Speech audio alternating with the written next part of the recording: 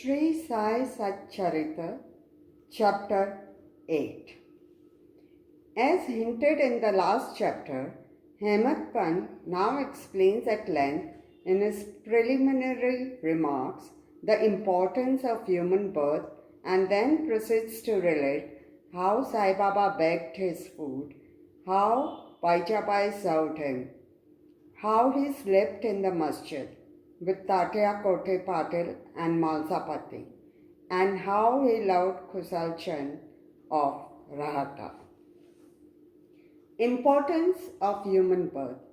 In this wonderful universe, God has created billions, 84 lakhs according to Hindu Shastra calculation, of creatures or beings, including gods, demigods, insects, beasts, and men, inhabiting heaven, hell, earth, ocean, sky, and other intermediate regions. Of these, those creatures or souls whose merits preponderate go to heaven and live there till they enjoy the fruits of their actions, and when this is done, they are cast down, while those souls whose sins or demerits preponderate go down to hell and suffer the consequences of their misdeeds for as long as they deserve it. When their merits and demerits balance each other, they are born on earth as human beings and are given a chance to work out their salvation. Ultimately, when the merits and demerits both are worked out completely, they get their deliverance and become free. To put the matter in a nutshell, souls get their birth or transmigration according to their deeds and evolvement. Special value of the human body. As we all know, 4 things are common to all the creatures, namely food, sleep, fear, and sexual union. In the case of man, he is endowed with a special faculty named knowledge, with the help of which he can attain God vision, which is impossible in any other birth. It is for this reason that gods envy human species and aspire to be born as men on the earth, so as to get their final deliverance.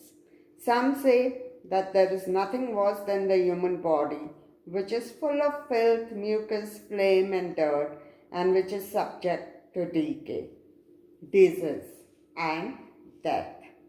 This is true to a certain extent, but in spite of these drawbacks and defects, the special value of the human body is that man has got the capacity to acquire knowledge. It is only due to the human body or on account of it that one can think of the perishable and transitory nature of the body itself and of the world, and have an aversion for the sense enjoyments, and can discriminate between the unreal and the real, and thus attain God vision. So if we reject or neglect the body because it is filthy, we lose the chance of God vision, and if we fondle it and run after sense enjoyments because it is precious, we go to hell. The proper course, therefore, for us to pursue is the following: that the body should neither be neglected nor fondled, but should be properly cared for, just as a traveller on horseback takes care of his pony on the way till he reaches his destination and returns home.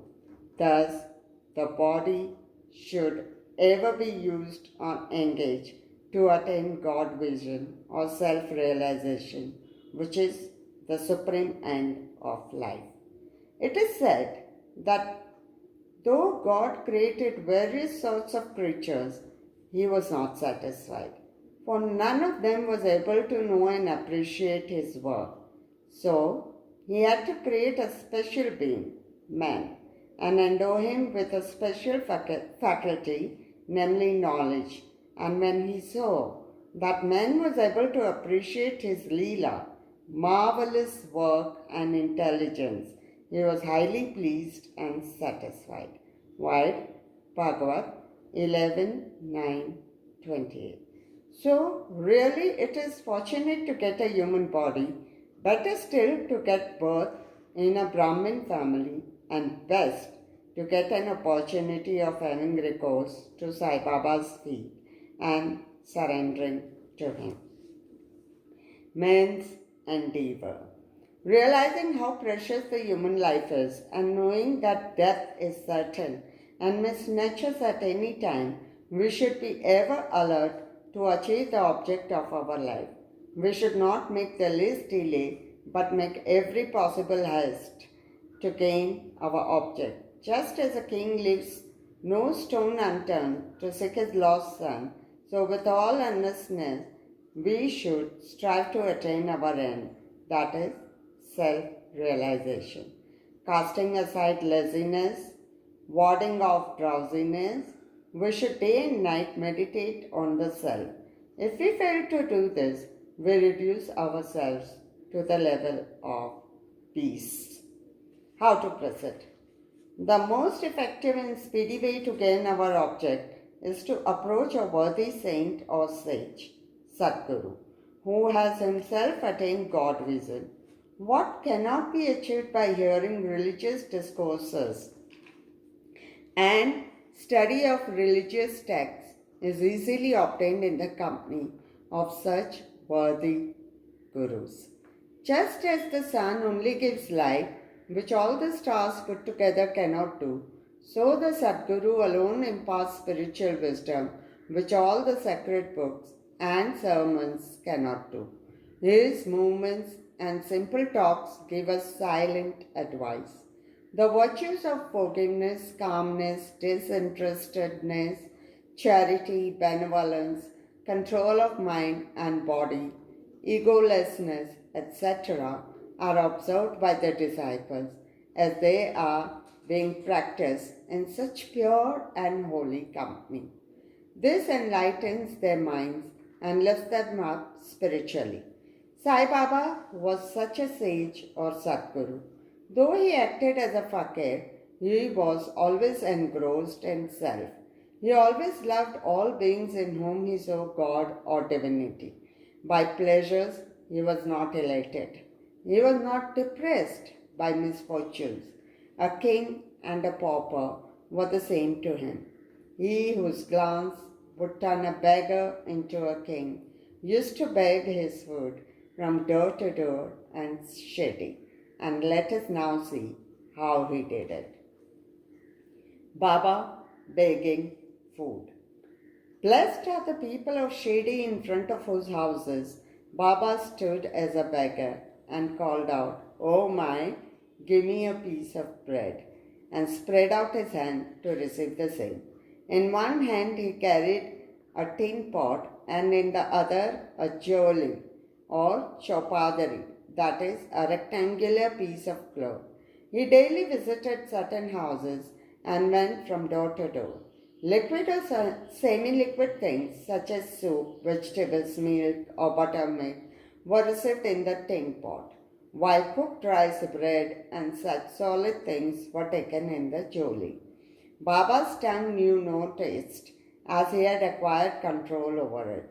So how could he care for the taste of the different things mixed up together?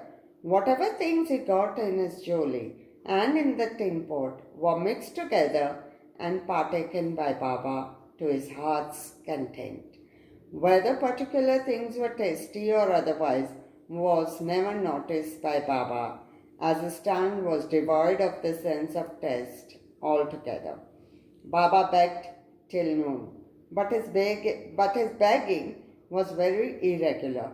Some days he went a few rounds, and on other days up to 12 noon. The food thus collected was kept in a kundi, that is, earthen pot. Dog, cats, and crows freely ate from it, and Baba never drove them away. The woman who swept the floor of the masjid took some 10 or 12 pieces of bread to her house, and nobody prevented her from doing so. How could he, who even in dreams never warded off cats and dogs by harsh words and signs, refused food to poor helpless people? Blessed indeed is the life of such a noble person. People in Shirdi took him in the beginning for a mad fakir. He was known in the village by this name. How could one who lived on alms by begging a few crumbs of bread be revered and worshipped? But this fakir was very liberal of heart, detached and charitable. Though he looked restless from outside, he was firm and steady inside. His way was inscrutable. Still, in that small village, there were a few kind and blessed people who recognized and regarded him as a great soul. One such instance is given below. Baijabai's brilliant service. Tatya Kote's mother Baijabai used to go to the woods every noon with a basket on her head containing bread and vegetables. She roamed in the jungles about 3 miles after 3 miles, trampling bushes and shrubs in search of the mad fakir, and after finding him out, fell at his feet. The fakir sat calm and motionless in meditation, whilst he placed a leaf before him, spread her things, eatables, bread, vegetables, etc. thereon, and fed him insistently. Wonderful was her faith and service. Every day she roamed at noon in the jungles and insisted Baba to partake of the lunch. Her service, upasana, or penance, by whatever name we call it, was never forgotten by Baba till the end. Remembering fully what service she rendered, Baba benefited her son significantly. Both the son and the mother had great faith in the fakir, who was their god. Baba often said to them that fakiri is real, lordship is transient.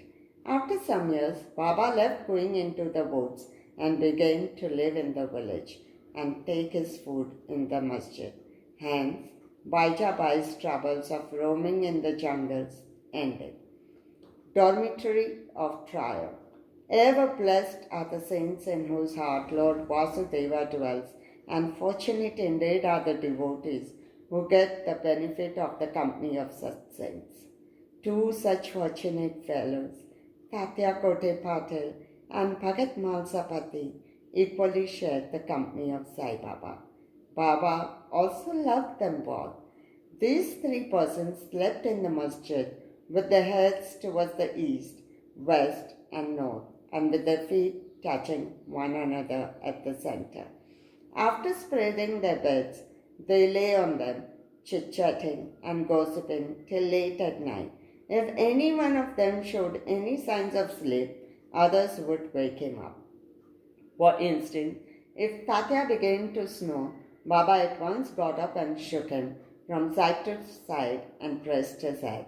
If it was Malsapati, he pulled him close, stroked his legs, and patted him back.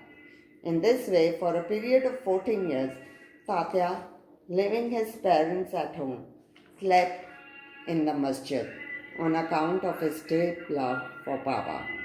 How happy and never to be forgotten were these days. How to measure that love and how to value the grace of Baba. After the passing away of his father, Tatya took charge of the household affairs and began to sleep at home. Kushal Chand of Ratha. Baba loved Ganpat Kote Patil of Shirdi. He equally loved Chandrapan Sheth Marwadi of Ratha. After the demise of the Sheth, Baba loved his nephew Kushal Chand equally or perhaps more and looked after his welfare day and night. Sometimes in a bullock cart, at other times in a tonga with intimate devotees, Baba went to Rahata. People of that village would come out with band and music and received Baba at the gate of the village and prostrate before him. Then he was taken into the village with great eclat and ceremony. Kushal Chand took Baba to his house, seated him on a comfortable seat, and gave him a good meal. Then they talked freely and merrily for some time, after which Baba returned to Shirdi, giving delight and blessings to all.